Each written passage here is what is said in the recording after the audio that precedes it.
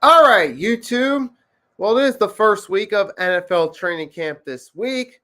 Here, Nicky Steez live. And what I'm going to do for this one is I'm going to give a little bit of preview to the NFL season. Figure this is an appropriate time to do so, being this is the opening week of training camp. So what I'm going to do is give a brief rundown of all 32 teams in the NFL. I'm going to start with the AFC. I'm going to go division by division. Then I'm going to take a short break after the AFC. Then I'm going to come back and discuss the NFC division by division. So fairly simple concepts I'm going to do right here. To everyone joining in, feel free to post a comment in the live chat right there. Feel free to say hello. Let me know what you think of my take. If you're just coming in and you hear me talk about a certain subject, you let me know what you think of that take right there, whether you agree, disagree. All is cool. Be glad to see what you got to say in the chat. And also, if you're joining in, feel free to drop a like to help out with the algorithm, to help push it out there for others to enjoy. So with that being said, no more wasting time talking. Let's get right into it.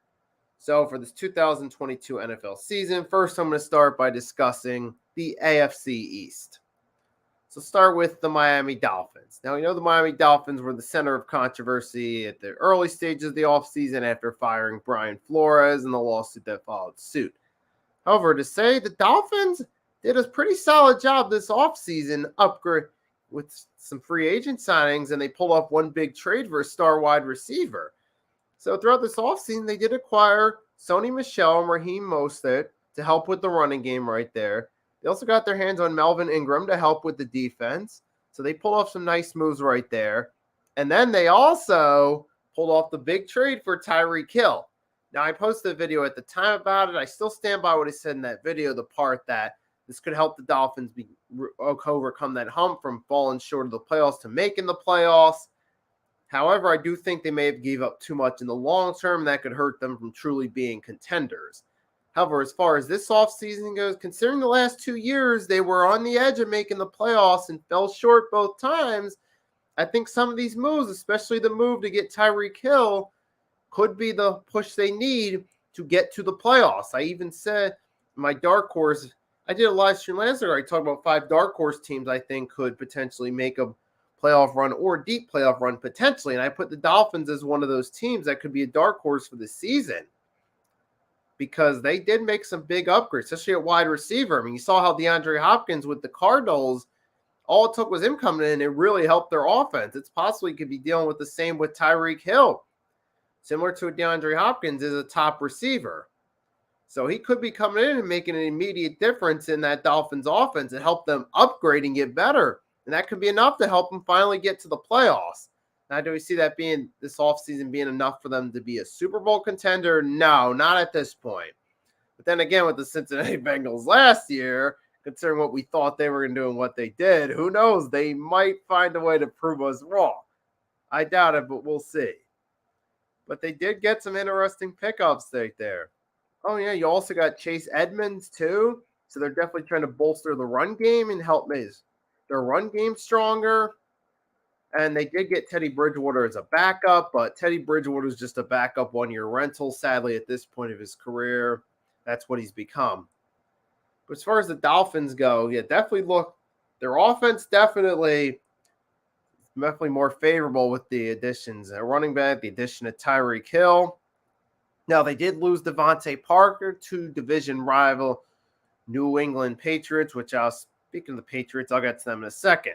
Now, the Dolphins, yeah, I do see the Dolphins as a team that could potentially sneak in the playoffs as a wild card right there. I still think the Bills are favorites to win that division, but they could potentially sneak in. However, there's also some competition, too, in their division. fighting for a playoff spot beside the Bills. That is the New England Patriots. Now, the Patriots, hey, we saw last year with Mac Jones' rookie year, they pulled off a surprising run after that 2-4 start. They rattled off a bunch of wins, and it was enough for them to sneak into the playoffs. Now, obviously, they got destroyed by the Buffalo Bills, and their defense couldn't stop a nosebleed in that game, figuratively speaking. But you know what? They made the playoffs last year, and you know they're going to be back for more this year. And one lesson we learned about the Patriots is never count out the hoodie. I mean, even with them losing Shaq Mason and even them getting Cole Strange, and a lot of experts are doubting this move. They're thinking that was a bad move, but we know with the Patriots, you don't doubt them because they could have proven us wrong time and time again. And the Patriots, now they also acquired Devontae Parker. They got Matthew Slater. They brought Ty Montgomery in to help with the run game. Now Malcolm Butler's back, but he's back after being on the downswing a little bit.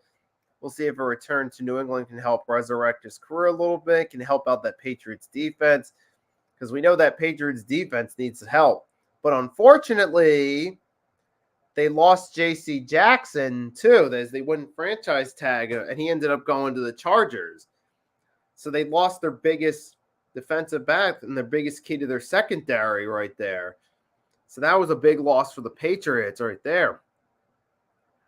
But I definitely don't underestimate the Patriots. I mean, they made the playoffs last year, and you know they're going to be coming back looking for more. They're going to be looking to push up to the next level. I mean, they also got Jabril Peppers, Devin McCourty is going to be there again. I mean, they're really, you got Matthew Slater is going to be there. So obviously, hey, look, the Patriots, they're looking to compete again. They're looking to show that they're looking to keep their dynasty alive. And another thing, it's going to be a tough division right there. You got the Dolphins upgrading at the wide receiver, also getting some piece to help with the run game.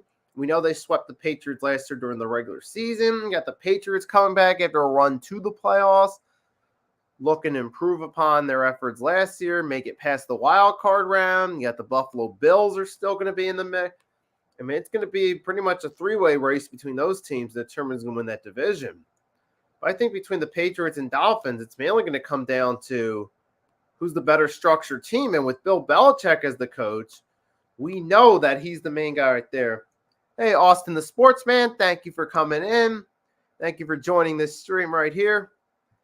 And as I was saying, it's mainly going to come down between the Patriots and Dolphins for who gets the better who has the better regular season and who has the better structure. And we know with Belichick, hey, he knows how to put together a team. He knows all the X's and O's of coaching. So usually the bets on that, they'll have the better structured team based off their established pedigree. Well, not their staff. It's their staff, because there's established pedigree at the coaching helm with Belichick. But who knows? Maybe the Dolphins could pull off a surprise. We'll have to see right there. But then you also got the other main team in the AFC East, the Buffalo Bills. Now they've won back-to-back division titles. Got Josh Allen, that face of the franchise quarterback. He's the one making them relevant again. I said that a couple weeks ago in my vid about people who were suggesting that Jalen Hurts is better than Josh Allen. I'm like, what are you talking about? Josh Allen's the dude making the Buffalo Bills franchise relevant again. You can find that video on my channel if you haven't seen it. Called Jalen Hurts better than Josh Allen, ? What ? Title of that video. As I was saying, Josh Allen, they got the Buffalo Bills off back-to-back division titles, two good regular season, one great regular season 2020, a good regular season in 2021, but Josh Allen showing he's the face of the franchise. But obviously they need some help on the secondary. That's why they got Kaiir Elam in the draft.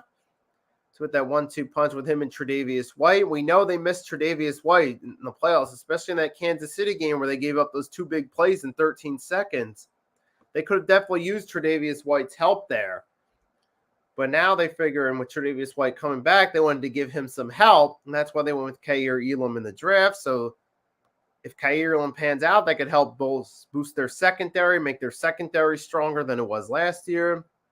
But also they signed Von Miller, which, that obviously Von Miller, he's not the same player that he once was, but he still brings that leadership presence to the locker room, and he can still be valued to that defense right there. And if you're the Bill, I don't know about the contract. I think it may have been a little too much for a little too long for a player that late in his career. However, though, with Von Miller, there's certain, he still has the cachet with those multiple Super Bowl rings, right? And he is someone, who has that veteran presence there, so he could help work with some of the younger guys, help make them better. With his leadership and his knowledge could help. A lot of their linebackers all the time to pick his brain. They're hoping for the Bills. You're hoping that'll make them better, but that's going to be the key right there for the Bills ultimately getting over the hump and not falling short in the playoffs. Is ultimately their defense is going to have to get a little better, and their running game is going to have to be a little bit better too as well. It's been the past couple of years, so those are keys right there as well for the Buffalo Bills to. I don't have my doubts the Bills are winning division. I'm picking the Bills to win that division. They got the pieces there. And plus, they also brought in O.J. Howard from Tampa. And as long as he can stay healthy and stay on the field, you're hoping that he got the spark in the passing game, gives Josh Allen another weapon. They got Tavon Austin too, Isaiah McKenzie, Jamison Crowder at wide receiver. Those are some of the names they're going to have there. And they did lose Cole Beasley and Emmanuel Sanders, and Jerry Hughes ended up going to the Texans. But, however, though, you're hoping with Von Miller, though, that, hey, you're hoping, like I said, with him, he helps me for better. Looks like he's going to be playing at defensive end, though, this season. Not linebacker, like I said earlier, but we'll see. But they do get Shaq Lawson, too.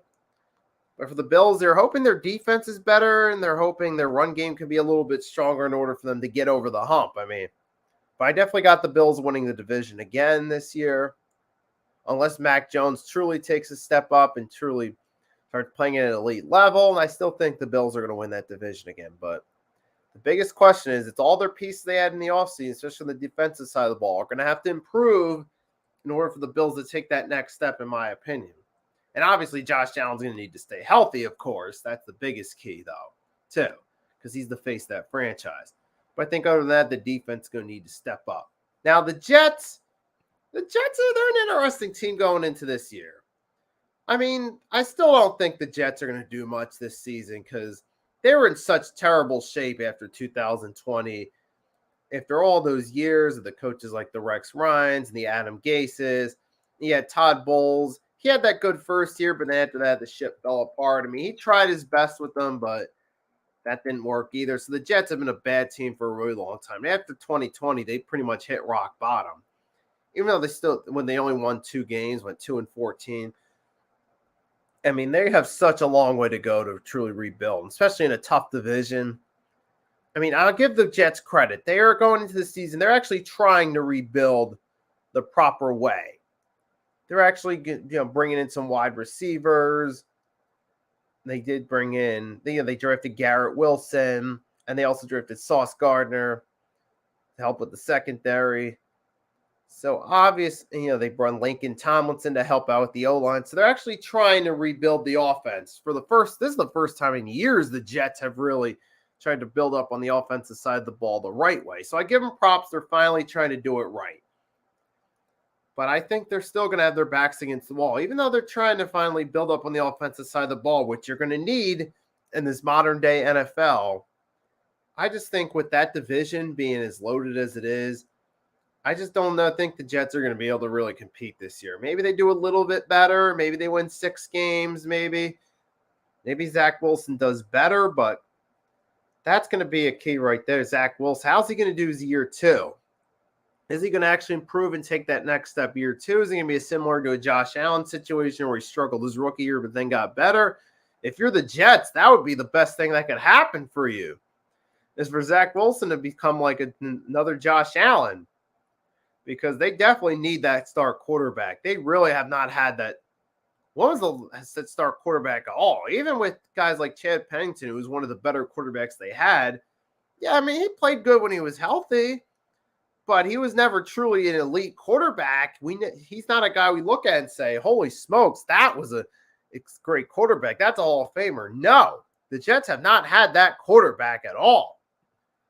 They've gone through so many different quarterbacks over the year, But it would be nice that they could finally get that QB. But this year, the Jets, I just see again that, like I said, a 6-win team at most, with being that they are rebuilding, that they got to play in that tough division. I just still don't think the Jets are ready to finally break out and become contenders or make the playoffs. I just don't see that happening with them. Even with them trying to rebuild the proper way, I just don't see it happening with the Jets. I mean, you're hoping Zach Wilson stays healthy and that he's able to play better, but big key. I mean, even with them getting in tight ends, even with them having a tight end Tyler Conklin and CJ Uzama. Let me try that again.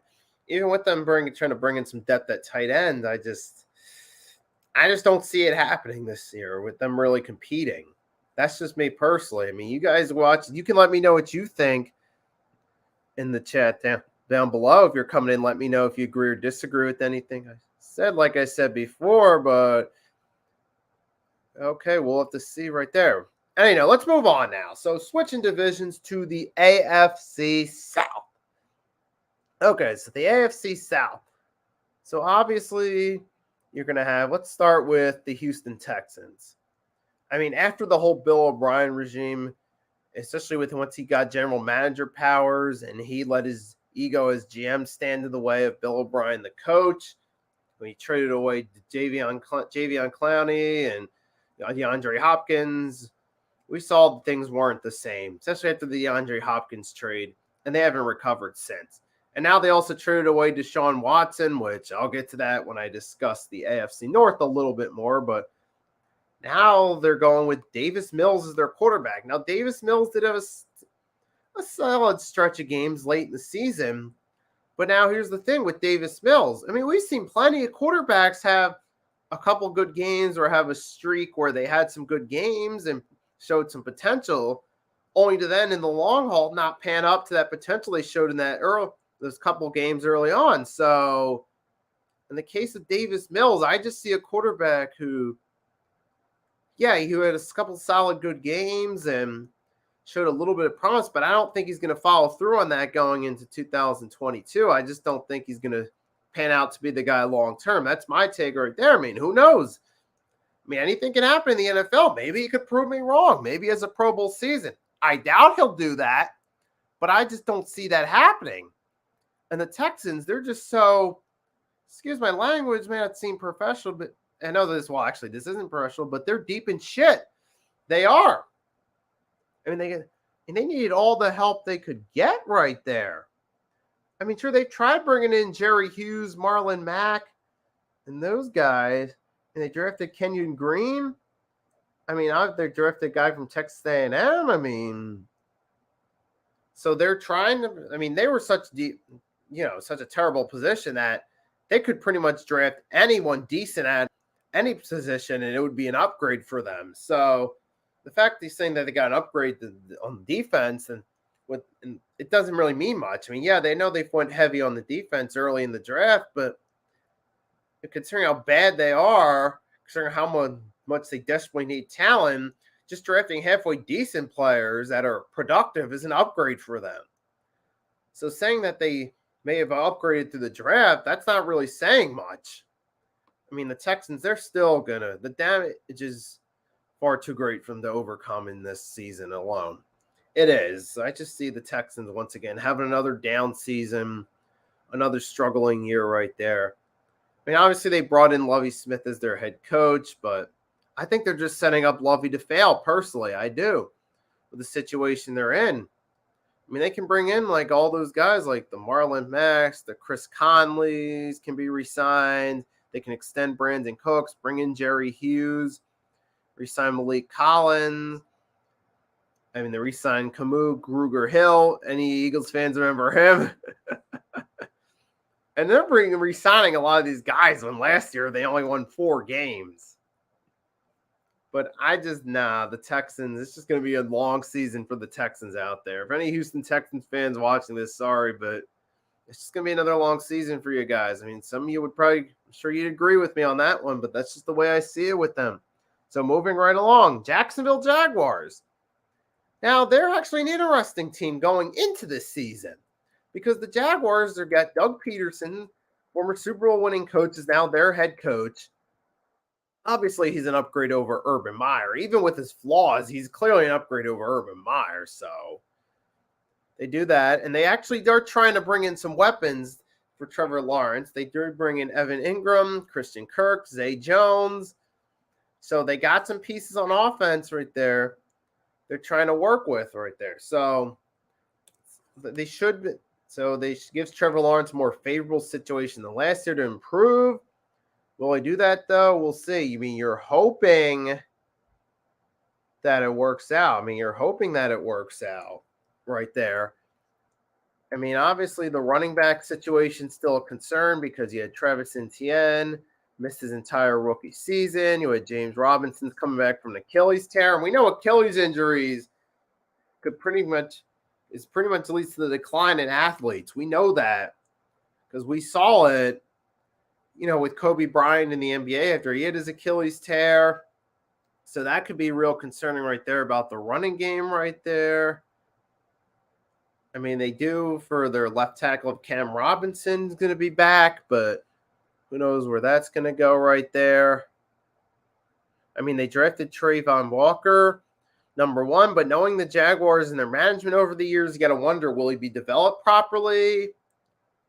So there's just a lot of question marks right there. Now, I do think on the offensive side of the ball, they should be better than they were last season. And with Peterson as their coach, even with his flaws, they should be better than last year.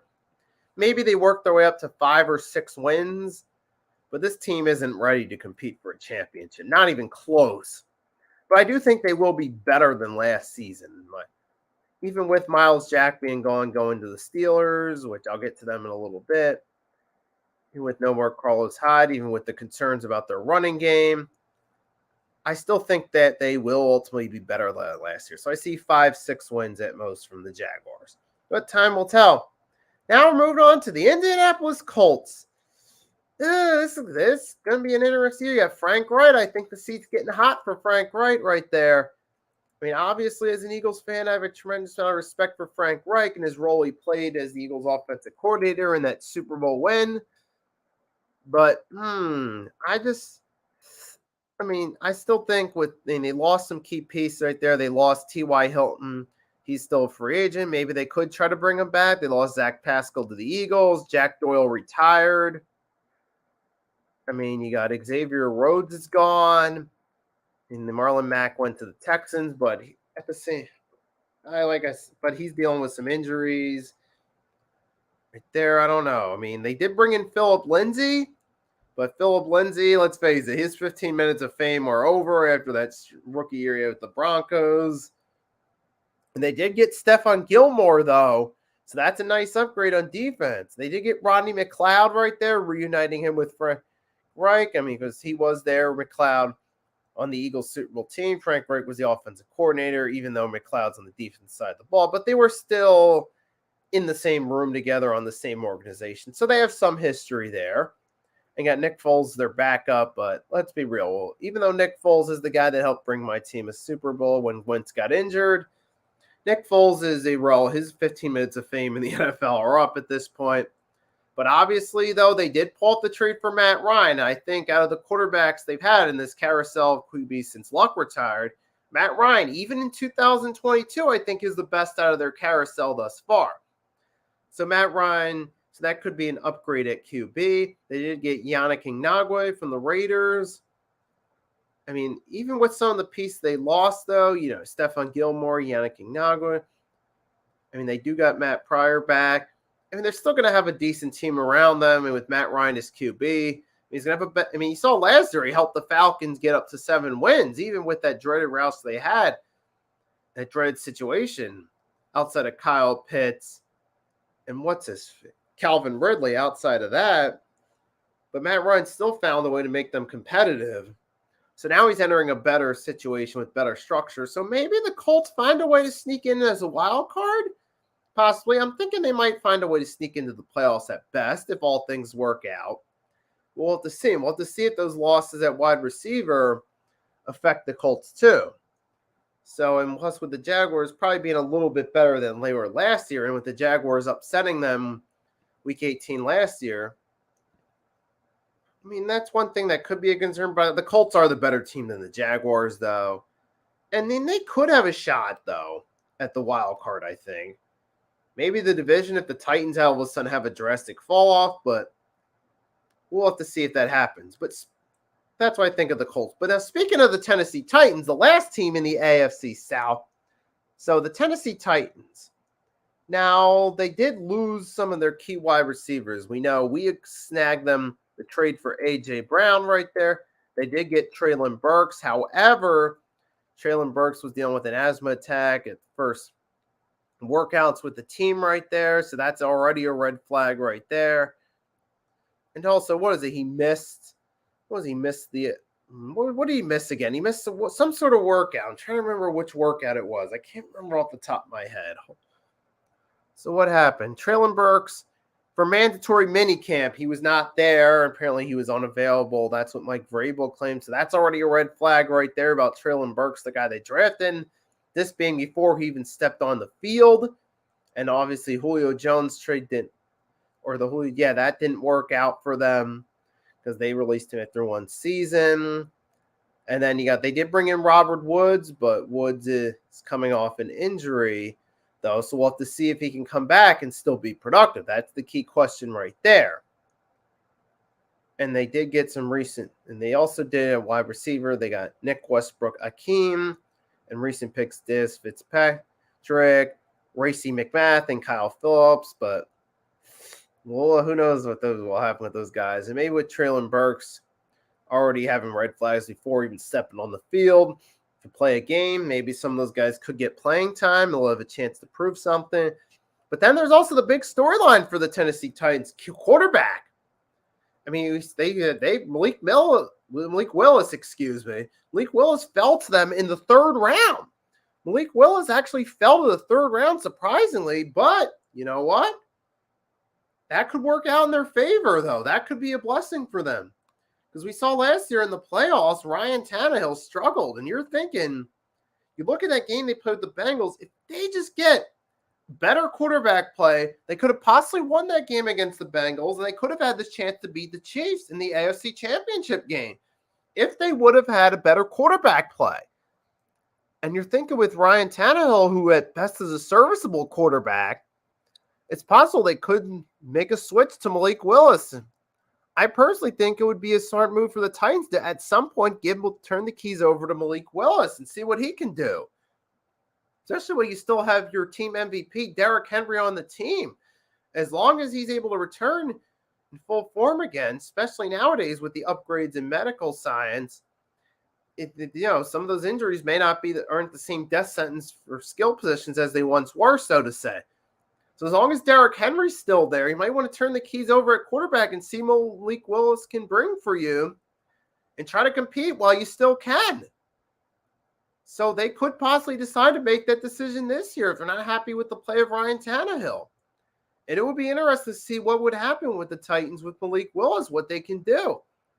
But obviously they've faced a downgrade at wide receiver, so that's going to be a big concern for them right there. To see what happens right there, but it's all going to depend on what they can do in the passing game, and what's Derrick Henry going to do?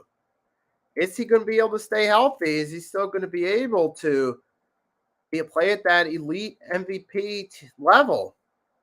Because Derrick Henry is ultimately the team's MVP, make no mistake about it. But that's going to be the key question right there for the Titans. That's mainly what it is. So they're going to mainly have to rely on Derrick Henry. They'll have to see what they do at quarterback play. So I think it mainly comes down to the Titans and the Colts having the best chances at winning the AFC South. I think as of right now, the Titans are still the favorites.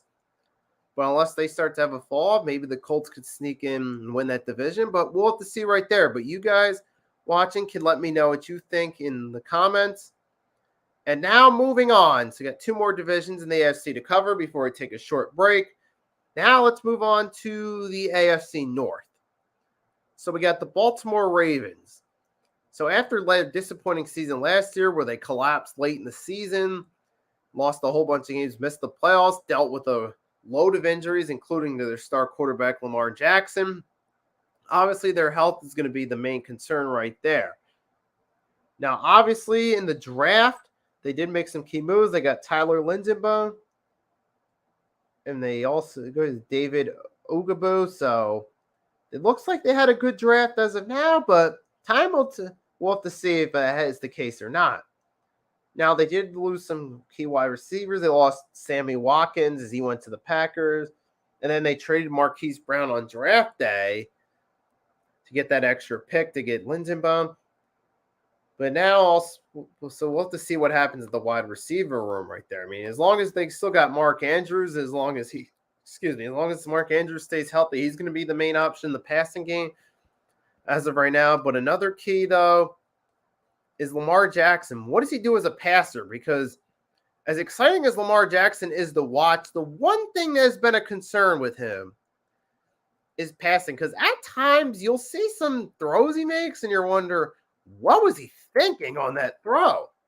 Like, you've seen some ugly interceptions from Lamar at times, so that does leave some concern about his passing a little bit, especially in key games.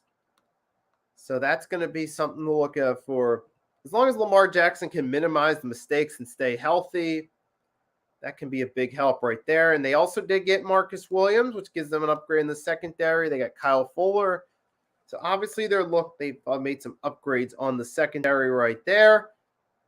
So the Ravens are hoping that helps them out right there. And obviously they got to be able to stay healthy right there on both sides of the ball. That's the big key right there. Especially Lamar, he's got to be able to stay healthy. He's got to keep the mistakes to a minimum. As long as he can still as long as he can still run, he can still make some plays on his legs where he's most dangerous. He's also got to be able to minimize mistakes in the passing game when throwing the ball, too. In the run game's going to need to stay healthy, too. That's an important key for the Ravens right there. That's what I think it's all going to boil down to. The ability of this team to stay healthy. I know I've said that several times already. I've repeated that point, but I think that's the main key right here for the Baltimore Ravens. It's what hurt them most last year. So I think that's a big key in order for them to actually be able to compete. Plus, they got to compete against the Steelers and the Bengals, too. I mean, they're going to obviously need those guys there in order to compete against those teams, in order to get those important wins. It's come playoff seeding time, in order for them to have the chance to compete for a Super Bowl. So that's what I think it's going to boil down to most for the Ravens.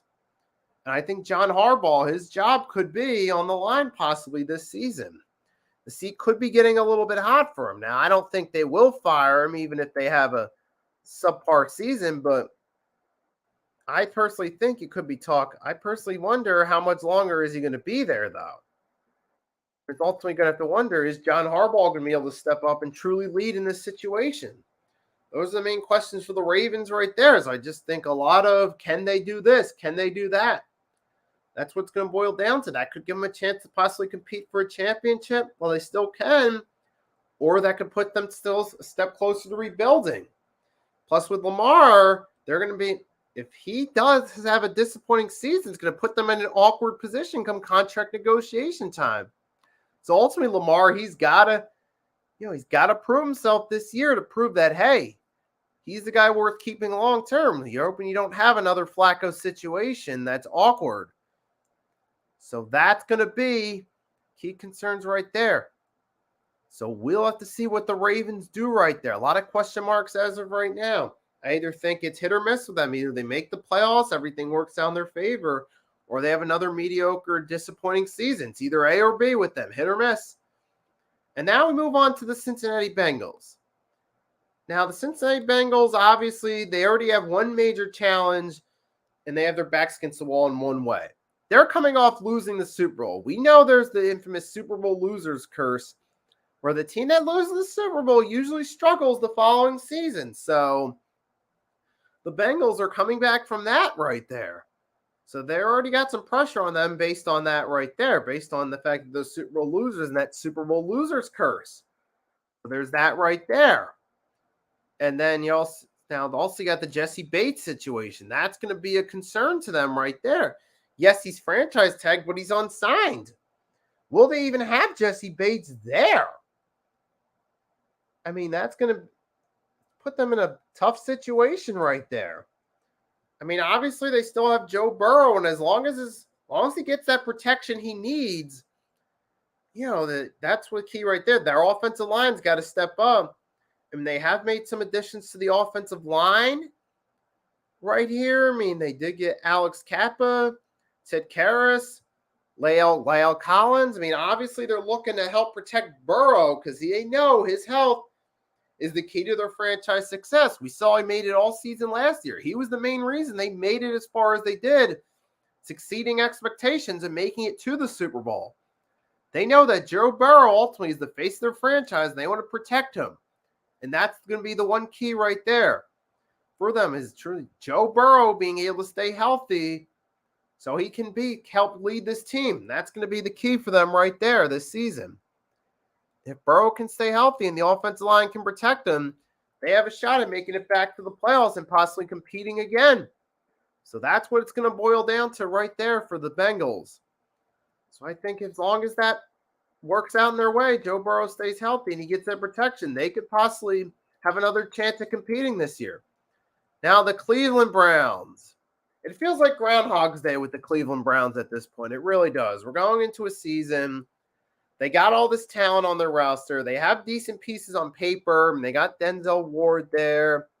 David Njoku's there. They got Amari Cooper from the Cowboys. They got some pieces on the O-line. Jadeveon Clowney's back. If he can stay healthy, he can be a contributing factor. It looks solid on paper, but there's the behind-the-scenes turmoil. The Deshaun Watson situation. There's a good chance he might not be playing at all this season because it seems like more and more information comes out about his off-the-field issues, which have been well documented. And they just traded away Baker Mayfield to the Panthers, which I'll get to that in my NFC side of it when I talk about the NFC South as far as Baker goes in his new team. But now it looks like they could be dealing with Jacoby Brissett and they signed Josh Rosen in the event that Deshaun doesn't play. I'm sorry, but Josh Rosen, the NFL QB equivalent to a one-year rental who's going to his fifth season in the league and his fifth different team. I'm sorry, but that's really their answer right there. I mean, with the whole QB situation, I don't have much hope for the Browns this season. Even with the talent around them, I think at best they're going to be competitive. I just really think so. And it doesn't look like Watson's going to play. That's the way I feel about it right there. It's just, oh boy, Cleveland Browns, always something with them. No matter what they do, it just seems like there's always something that's going to happen with them. I just feel like it's going to be another disappointing year for the Browns. It's just the way I see it. I mean, hate to say it, but it looks like that playoff run might have just been a fluke back in 2020. But speaking of that playoff run, now we're going to talk about the team they beat now. Oh, and not to mention they did lose Hooper and Tavares Landry.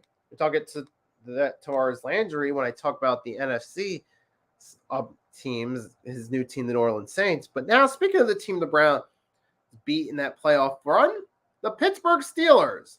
So it's the first year and the new era for the Pittsburgh Steelers. Ben Roethlisberger's gone. He's retired. So now the new face of their franchise looks like it's going to be Kenny Pickett. The first quarterback taken off the board. The Steelers drafted him. Now we know it looks like there's going to be a QB competition between Pickett and Trubisky.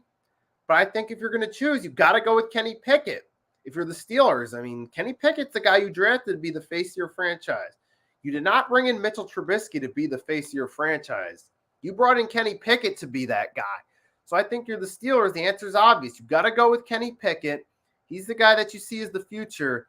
You've got to put your trust in him. You got to let him get on the field. If he makes his mistakes early, let him learn from his mistakes. Let him develop.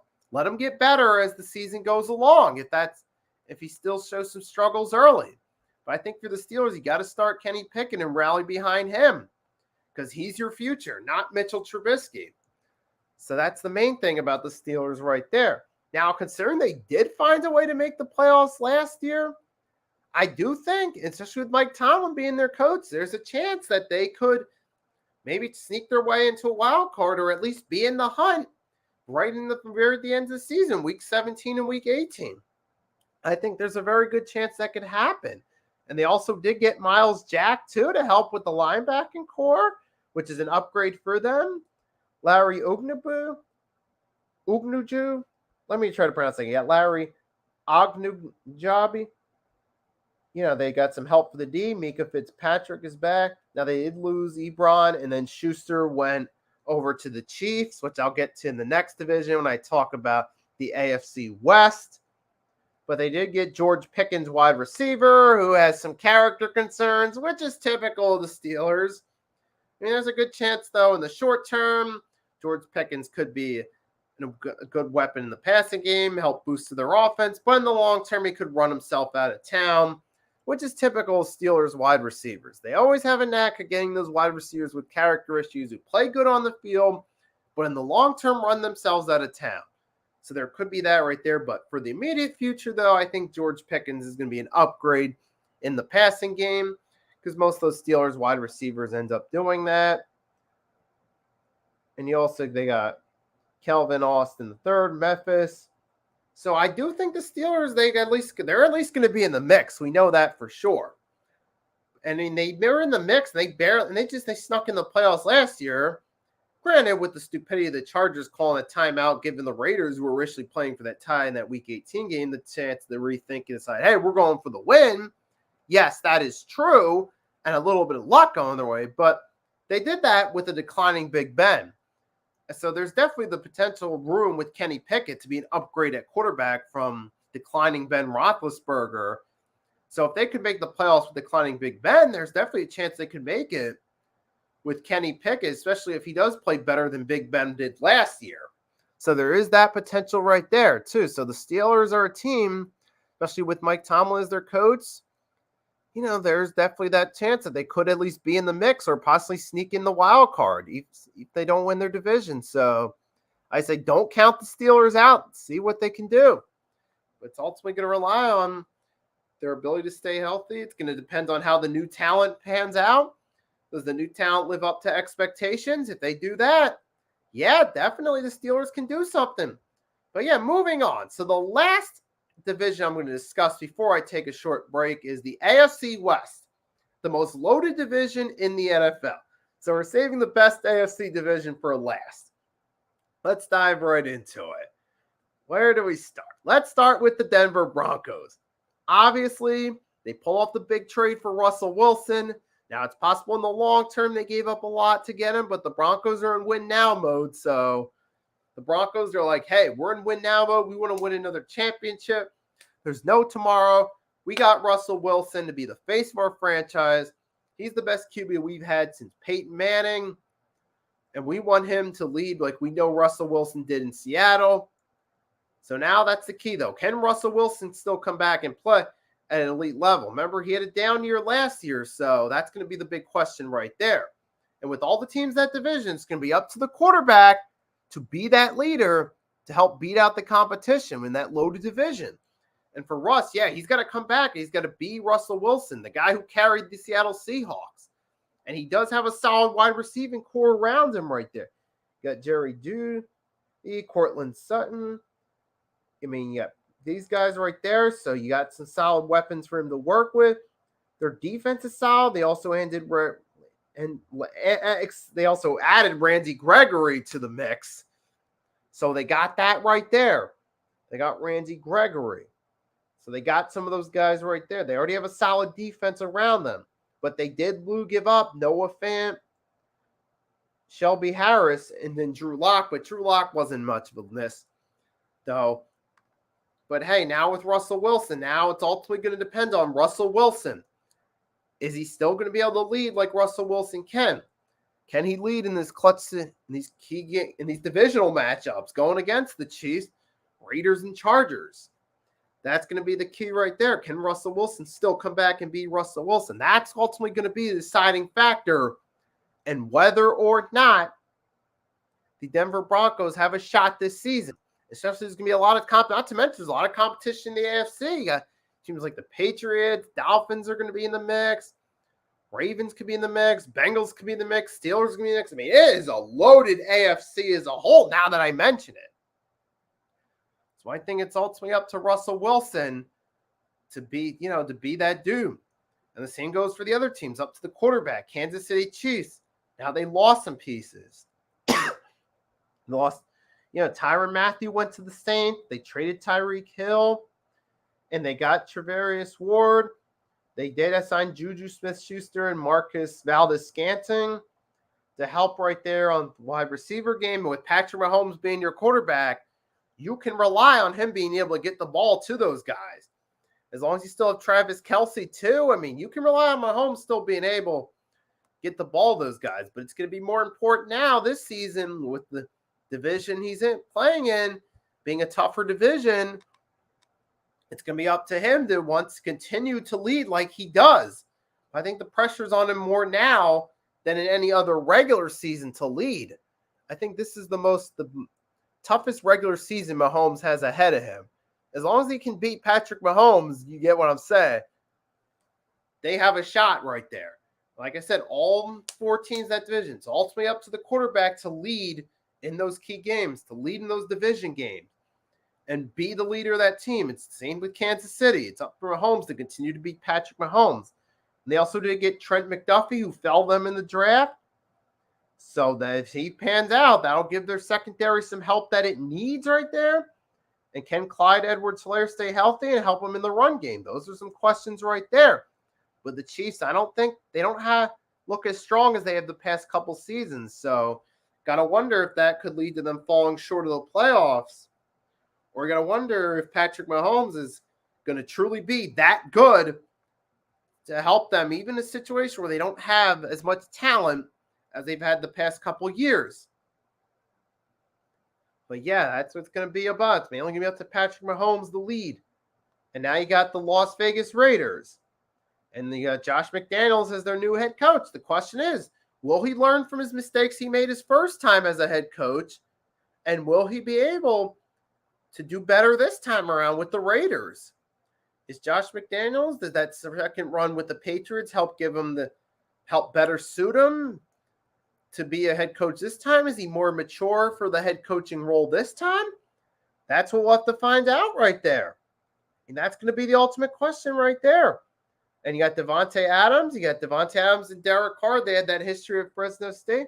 So we know there's chemistry there. So, they did add a lot of pieces on the defense right there. They're hoping to get better defensively.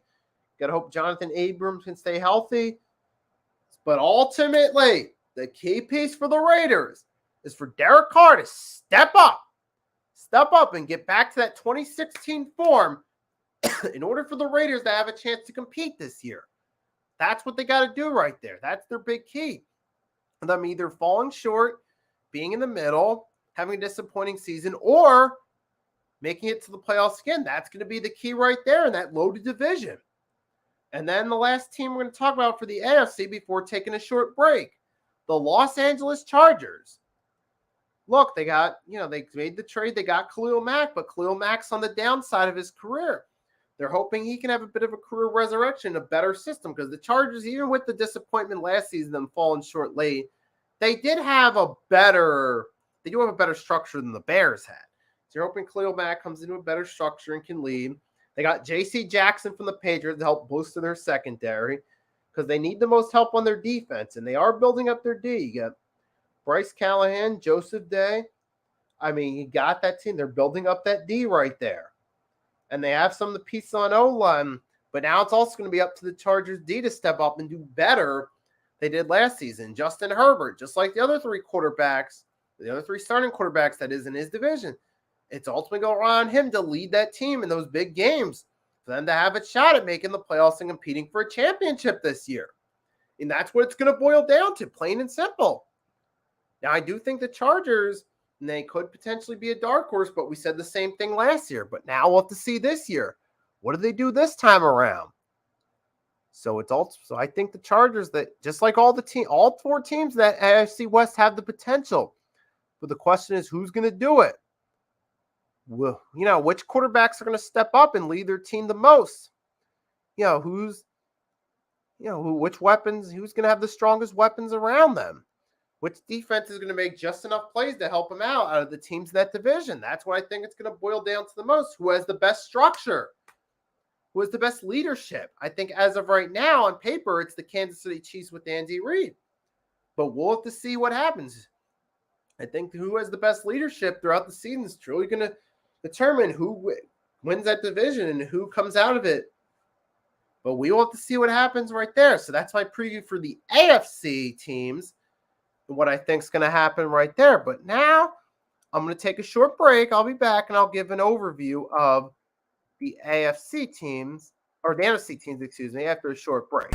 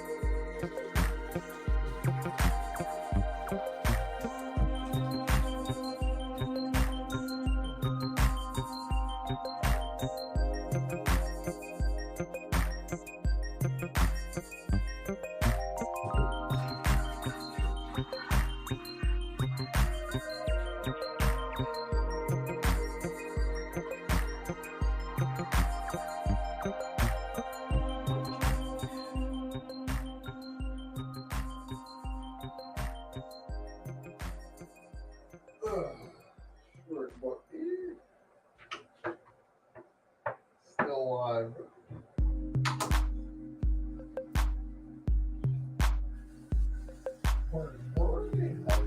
Disgusting.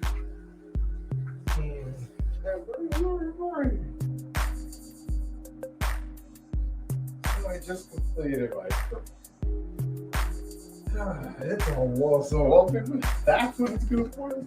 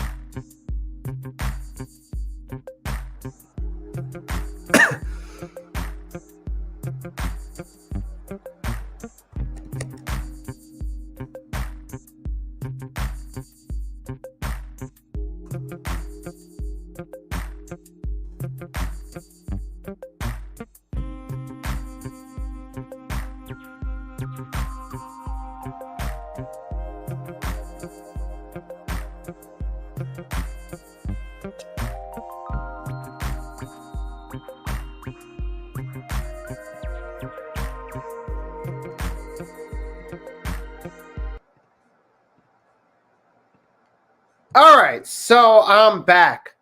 So now I'm going to discuss the NFC. And one more thing about the AFC I wanted to say about the AFC West. I mean, as of right, I said right before I went to the break that the Kansas City Chiefs looked like they had the best structure. As of right now in the AFC, which is going to be a key. But with the Raiders and Broncos having some changes in management, changes in coaching staff, we'll have to see what their new staff does. Did they finally get upgrades that they needed with coaching and management that could help them compete? So that's something else that's going to matter. But the point I was making, I think another key factor beside the on the field is who has the best management and best leadership amongst coaching in the AFC West is also going to be a factor in who wins that division, who makes the playoffs, and who misses. But now we're going to switch gears to the NFC officially. So this time I'm going to start with the NFC North. Okay, I'm going to start with the Chicago Bears. I don't really like what I see with them. I mean, they lost Marquise Goodwin. Allen Robinson went to the Rams. They lost Jakeem Grant. I mean, who is Justin Fields going to have the reliably to throw the ball to? I mean, they got Luke Getsy's the offensive coordinator now. This is his first offensive coordinator job. But, I mean, so far it looks like Darnell Mooney's Justin Fields' most reliable weapon. I feel like the way things are being set up, I mean, after all Nagy did, after the horrible culture Matt Nagy created, which ultimately led to him being fired, they didn't do much to help out. They seem more like, for lack of a better term, a poverty franchise in terms of the moves they made this offseason. And I think the Bears are setting up Justin Fields for failure. I think they're setting him up in a situation where his confidence is going to be shattered. He's not going to have much to work with. I think he's being set up to fail by the Bears. Personally, that's my take right there. I don't think the Bears gave him much to work with. I think you're talking about a situation where in a year or two they could be rebuilding again and hitting the reset button. So I don't expect much from the Bears this year at all. I mean, they just got their way to 6 wins last year. I'm thinking you're either going to get similar or less from them this year, honestly. So I don't have much expectations for the Bears, and I don't have much to say about them, really. I mean, you're going to probably notice I'm going to go through the NFC a little bit quicker because the AFC is more loaded. So I'm going to be going through the NFC a little bit quicker. But anyway, moving on to the Minnesota Vikings. Now, the Vikings, unlike the Bears, they have the potential upside because they have talent there. I mean, they have talent. Dalvin Cook's there. They acquired Patrick Peterson, Jordan Hicks, Zadarius Smith. Even though they lost Anthony Barr, Xavier Woods, Mason Cole, they still have some pieces right there. I mean, there's going to be a right guard competition. Jesse Davis, Chris Reed, Ed Ingram, excuse me. I mean, they got new coaching right here. I mean, they past 2 years, even with Mike Zimmer as their coach, and Mike Zimmer being past his best as a coach, they still managed to pull out some wins and be competitive. But now you're hoping with their new coaching, they got better coaching, and they could compete. I mean, Cousins got an extension, but I think Kirk Cousins, look. Hold on a second. I just needed a quick sip of water. That's what I was saying. Kirk Cousins, I mean, he's a serviceable quarterback. He's solid, but I think by now we all agree he's not the dude you're going to build a contending team around. I mean, he's serviceable, but that's it. I think we all agree on that at this point about Cousins. So, I mean, the Vikings, now they do have talent around them. They have more hope than the first team I discussed in that division, the Bears. But if they get that upgrade they need at coaching, and and the talent around them does good, and they do have better leadership than last year, I mean, they could have a shot at sneaking in, especially with that 7th seed there.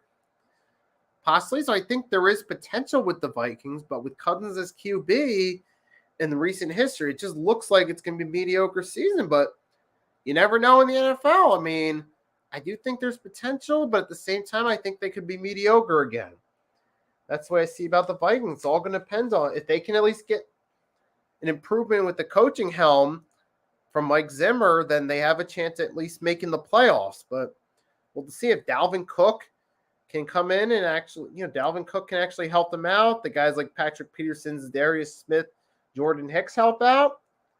Hey, this team could be, the future could be better for the Minnesota Vikings, but time will tell.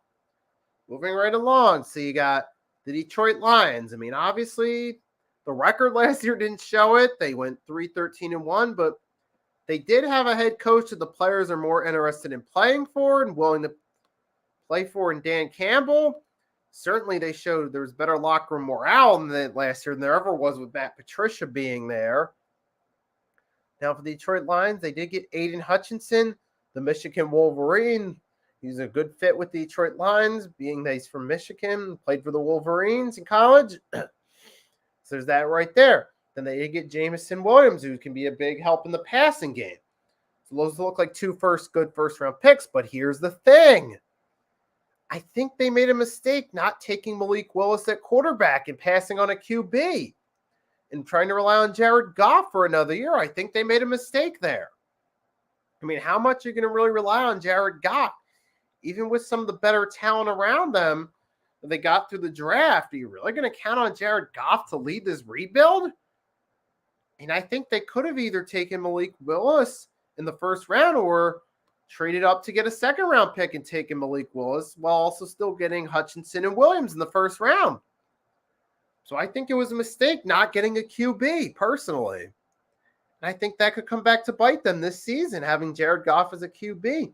Even if they play better and they win more games, I think ultimately Jared Goff at quarterback is going to be a contributing factor in them only improving so much this season. Even if Aiden Hutchinson and Jamison Williams live up to the hype, I still think they're in a position they're only going to get so far. I mean, I do project they'll be better than last year. I do think they could at least get 5-6 wins this year. But I think not taking that quarterback was a mistake. I mean, that's my opinion right there. You guys can let me know in the chat what you think. Comment, let me know if you agree or disagree. But I think the Lions will be better, but I still think they made a big mistake not taking that quarterback. That's what I think right there, and I think that'll cause them to have another losing season. That's my take right there on the Lions. And now, last but not least, the defending NFC North champions for 3 straight years, the Green Bay Packers. Now, they did lose some pieces, though. They lost Marquez Valdes-Scantling, lost Devontae Adams, that trade to the Raiders, which makes you wonder, what are they thinking? In some of their draft decisions they made in recent years, you wonder what the hell they're doing. And they got in Sammy Watkins, brought back Rasul Douglas. They got Jair Alexander, but they lost, excuse me for the coughs right there, but they lost to Darius Smith to a division rival in the Vikings. But even with all that being said, they still have Aaron Rodgers as their quarterback, and Matt LaFleur is a better coach than Mike McCarthy. So I still think that'll be good enough to get them to another division title. So I still think the Packers could win the NFC North. I think their best shot at competition this year is the Minnesota Vikings. But I do think the Packers will at least win the NFC North again and at least get back to the playoffs. Especially with Rodgers at the helm. I mean, they still have Sammy Watkins they can rely on. And they still have some solid pieces on their roster, too. But I just think, I think it's going to be another inevitable playoff elimination for the Packers. So that's my prediction for the NFC North. Moving on to the NFC South. Like I said, I'm going to be going through the NFC a little bit quicker since it's less stacked. There's less headlines. And obviously, Tom Brady, he retired briefly, but he unretired. He's back. And not to bet against Tom Brady. Unless he has an unlikely fall in performance, which I doubt is going to happen. But they did, even with, obvious some of their pieces being gone, even with them losing guys like O.J. Howard, Gronk retiring, this time seemingly for real. Even with them losing those pieces right there, they still got Russell Gage brought into the mix. Who else did they get?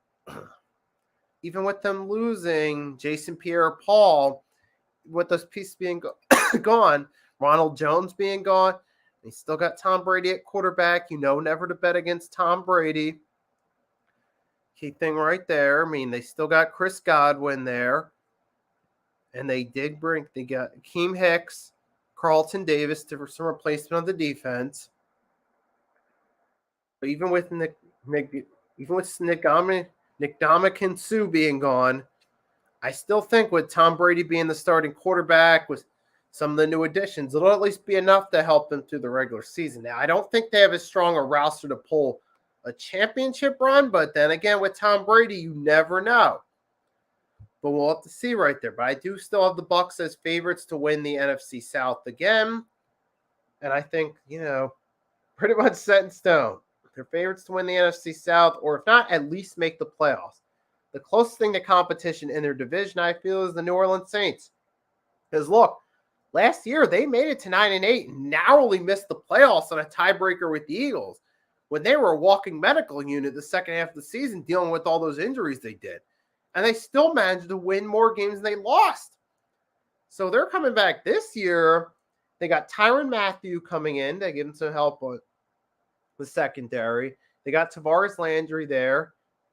And I think for the Saints, this year ultimately determines if they will have life as a relevant team, if they will have life as a contender in the post-Drew Brees era.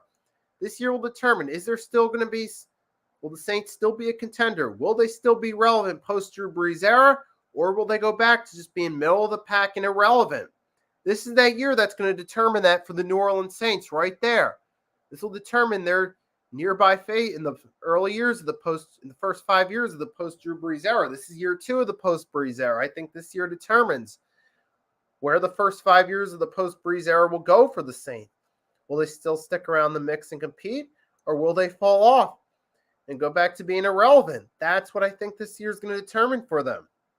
And they do have the pieces, I think, to be a solid team. I mean, they did, they got Alontae Taylor. I mean, they did get address some needs in the draft right there.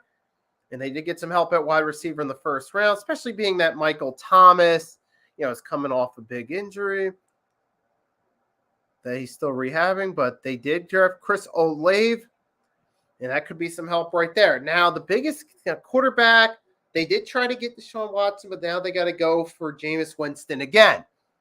Now, with Winston, it's interesting because we know he's had his career struggles. Remember, he had the 30 for 30 season, 2019. Now, he was playing solid from last year, but he tore his ACL, and he's coming off a major injury. How will he come back from that? Will he be able to come back from that and still be able to live up to some of the potential he had? I mean, I think the Saints, if all things play out, they could potentially make the playoffs if they can stay healthy and they actually keep their players on the field opposed to last year. They could have a chance right there. But another key is the running game. But there's the possibility Alvin Kamara could be facing a suspension. But So I think the Saints had the potential to make a playoff run, maybe possibly compete with the Bucs. And they did sweep the Bucs last year in the regular season. So we know they can compete against the Bucs in regular season games. So I think the Saints might have a shot at winning the division. Might. or at least making the playoffs, but it's all going to depend on their ability to stay healthy and how the players at the skill positions pan out. If that works out, they can still make the playoffs, stay relevant post Drew Brees era. If not, then they could miss the playoffs and start to slowly fall back to being irrelevant. So I think it's hit or miss with the Saints this year, but we'll see what happens.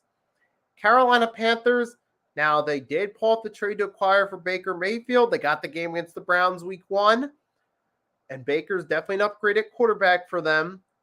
And they did acquire Xavier Woods. They addressed their line. But I still think the biggest concern for the Panthers is head coach.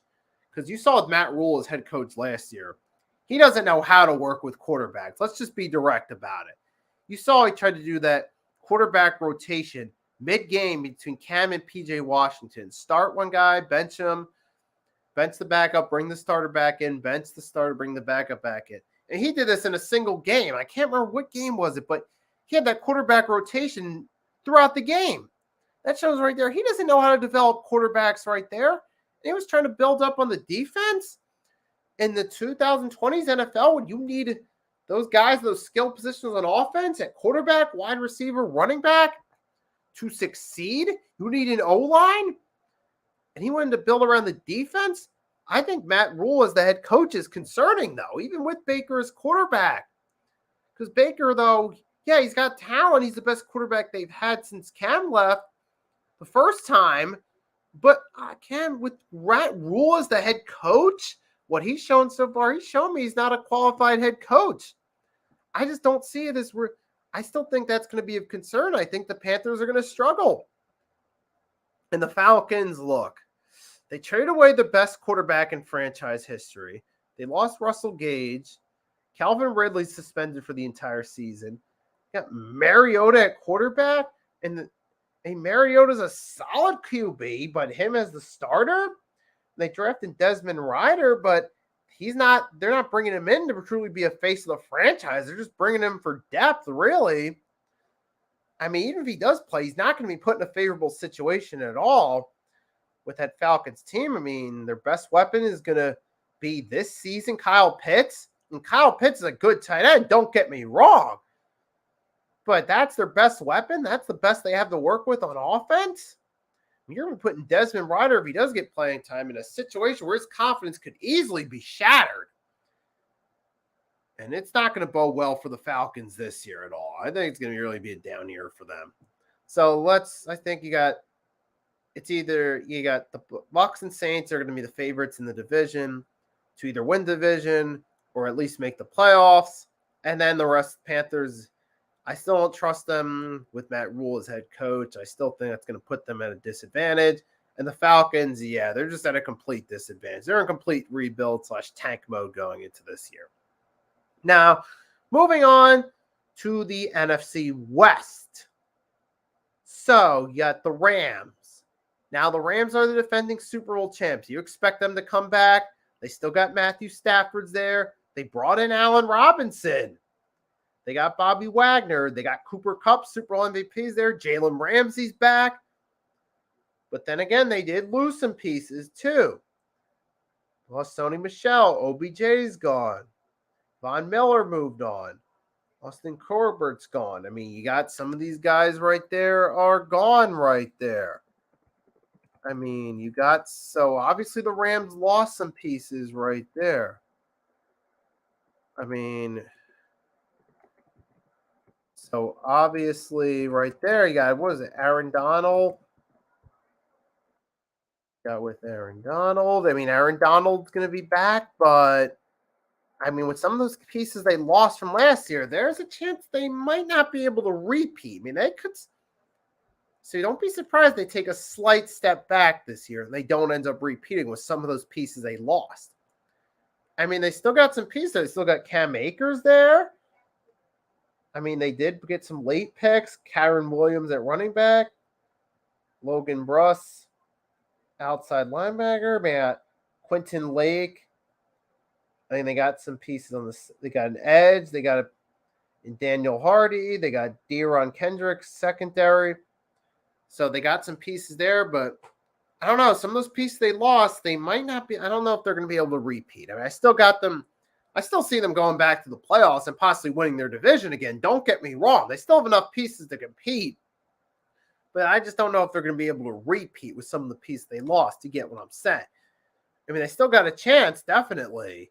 Especially with the AFC being more loaded this year. That's going to be the tougher division. That's going to be, I think the AFC's team's going to be favorite to win. The AFC representative is going to be favorite to win Super Bowl 57 when we get there. But I do think the Rams have a shot. They could potentially make it back. I mean, they still got a lot of key pieces around them. They have the tools to still contend. But I just don't know if they're going to repeat. That's me personally. But I definitely see the Rams possibly winning their division, especially with the Seahawks being weaker and the 49ers, I think, might be weaker going into this year, which I'll get to them in a second.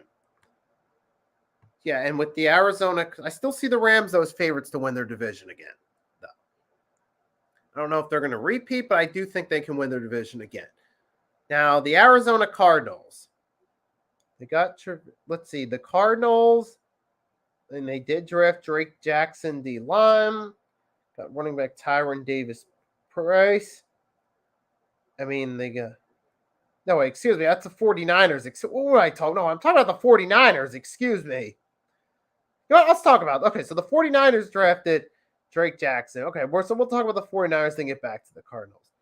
Tyron Davis-Price, Danny Gray, wide receiver. Okay, and they do have some of those guys right there, but they lost some pieces too. They lost Raheem Mostert. They lost Raheem Mostert to the Dolphins. No Mohamed Sanu. Alex Mack retired. I mean, Deebo Samuel's thing's still a controversy right there. We don't know if he's going to play or not. I mean, so they losing some talent right there.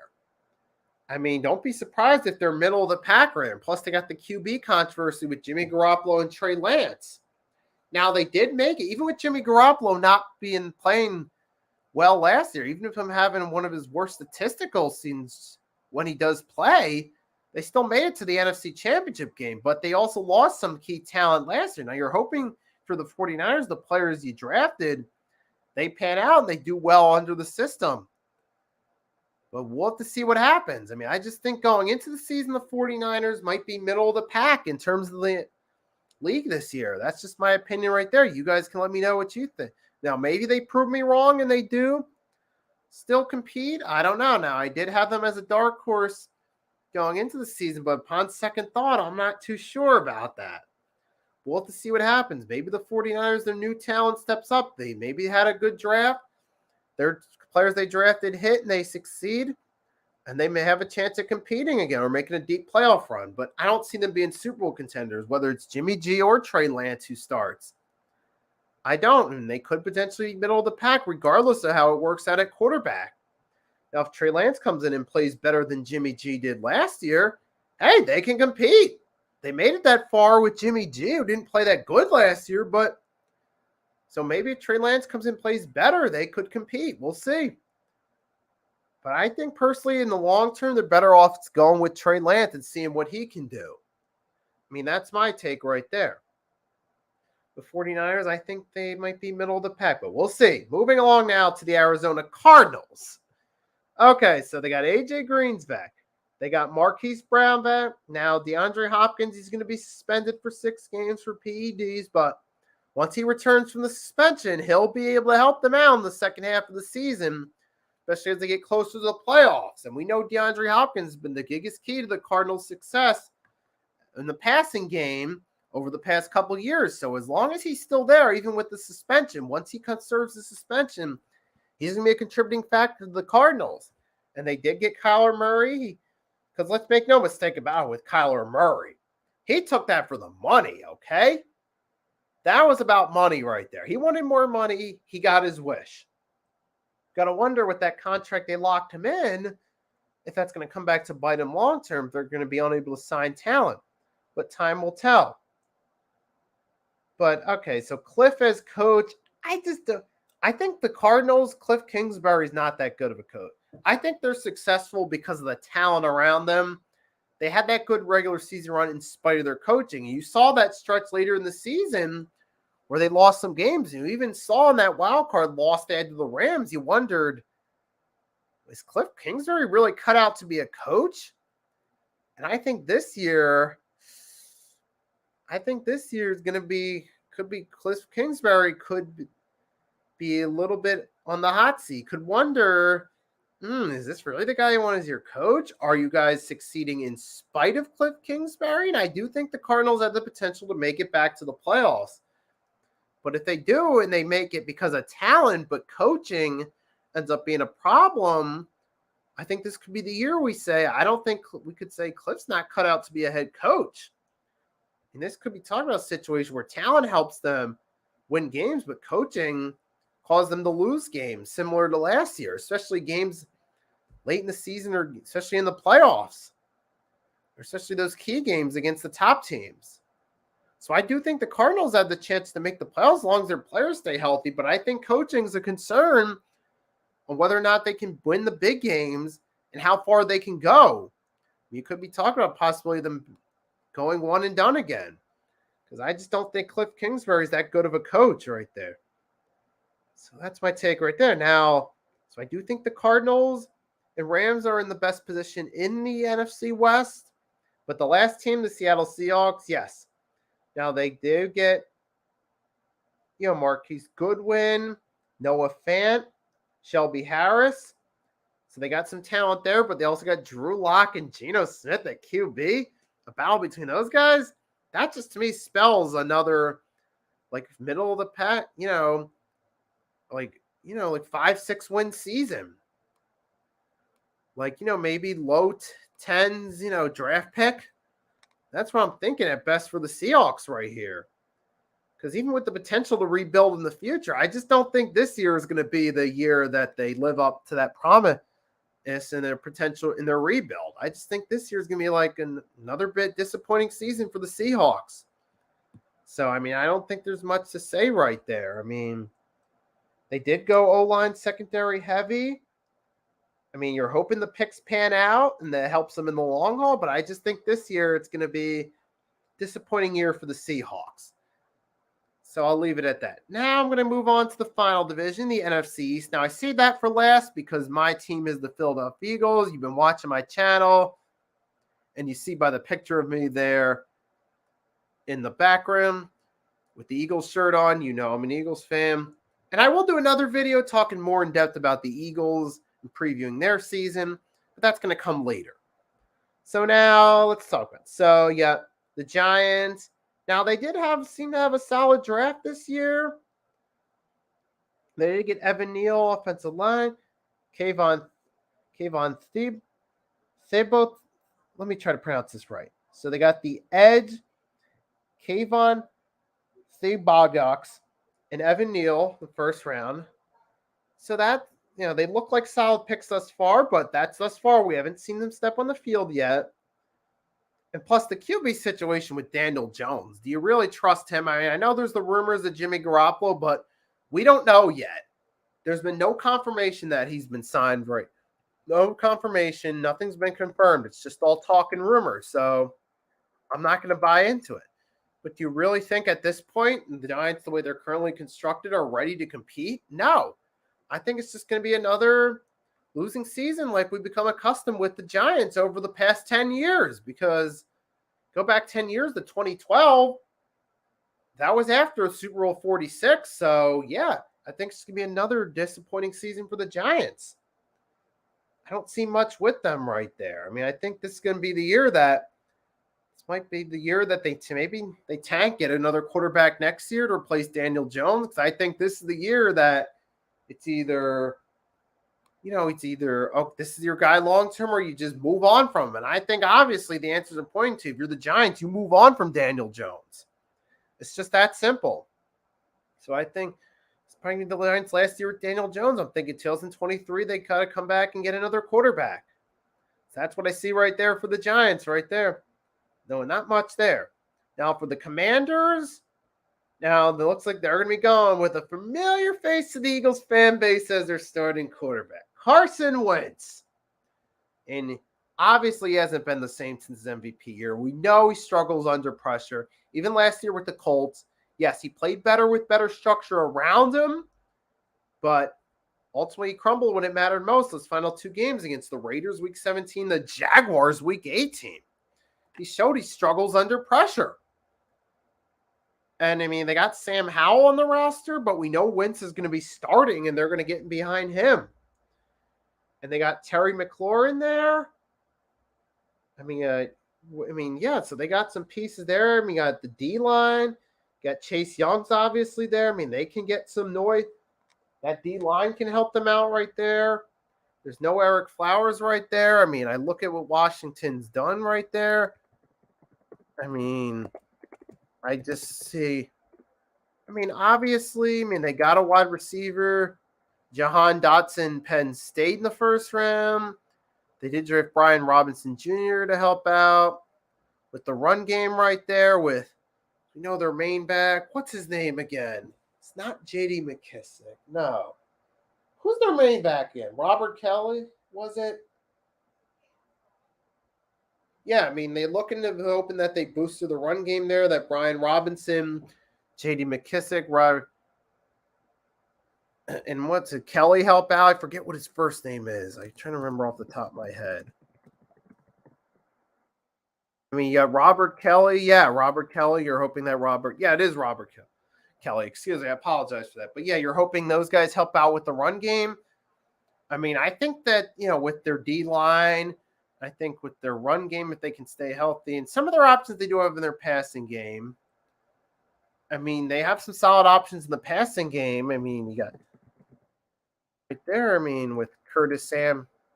Right, you got Curtis Samuel right there, obviously. And you got Curtis Samuel, Terry McLaurin. Those are two good options in the passing game. So I think they got the tools and the talent to be competitive. I think they're going to be a competitive team, but I think with Carson Wentz at quarterback, knowing how he plays under pressure, I just don't think they're going to be able to do good enough to make the playoffs. I just think maybe a competitive 7-8 wins at best. That's what I see from the Washington Commanders here in this season. And then you got the Dallas Cowboys. They still have talent with them. They know how to get talent, and they know how to draft talent right there. So they have talent to at least play good. But then, they did acquire Malik Hooker. They got Trayvon Diggs is back. Dak's still there. Zeke. Those guys right there. Gallup's coming back from injury, or they're hoping he can pan out. So they got the potential here. I think ultimately it's between the Cowboys and the Eagles for the division. Make no mistake, the Cowboys are a talented team. Now, with Mike McCarthy as the head coach, some of the pieces they lost, like Amari Cooper, Randy Gregory, concerns of whether Gallup's going to be the same player. Trayvon Diggs, as good as he plays, he did give up a lot of passing yards too. So he does have a habit of giving up big plays. So I think the Cowboys, they have the talent on paper to make another run to win the NFC East, but with the coaching staff concerns and some of the concerns about their ability to stay healthy and with some of the talent they lost during the offseason, you just wonder. You got to wonder if, I think the biggest thing that could hurt them is coaching. That's always because in the past decade, they've always had good talent, but coaching's been the one thing that's led them, a lot of cases, being mediocre. And if Mike McCarthy gets in the way, they could end up being mediocre, or if they have a injury bug don't go their way, they could end up being mediocre this year. Or they could possibly end up winning the NFC East again. So I think it's either NFC East or mediocrity for the Cowboys this year. I think so. If all the talent plays out well and they stay healthy, I think it could be NFC East title again. Or it could be mediocre. Or even, I think it's either NFC East title, narrowly lose the division to the Eagles and make the playoffs, or mediocrity for the Cowboys. That's what I see at hand for them this year. Now, for my team, the Philadelphia Eagles, I'm only going to talk about them a little bit here because I got another video previewing them right there. All I'm going to say is here, look, Philadelphia Eagles, they have the tools on paper to possibly win the NFC East and at least have a stronger regular season. They got better at the wide receiver room. They got Jordan Davis, the D-line, to help them out. They got Hassan Reddick, who's a big help right there, the linebacking core. They got Kazir White, who could help them out there. Look right there. Like I said, A.J. Brown, Devontae Smith, Zach Pascal, Quez Watkins, Dallas Goedert. That's a better wide receiving core right there. I mean, Jalen Hurts, if he gets better, this team could make some noise and potentially win the NFC East and be contenders in the NFC. But I think it's all going to depend on whether or not Jalen Hurts makes that next step and whether or not they stay healthy. That's what's going to boil down to most. And I'll talk about that more in depth in another vid talking about the Eagles. So that's where I stand with the 32 teams in the NFL going into the season. Obviously, there's a lot of question marks. Now, I know some of the comments I made in this video, well, each pro will probably have some predictions that won't turn out as expected, but we'll ultimately have to see what happens right there. So to everyone that tunes in, thank you for tuning in. If you haven't done so already, drop a like, hit the subscribe button if you're new, and hit that notification bell so you're notified when I upload a new video. Most of all, everyone watching, have a wonderful day or night. Nicky Steve signing off, and I'll see you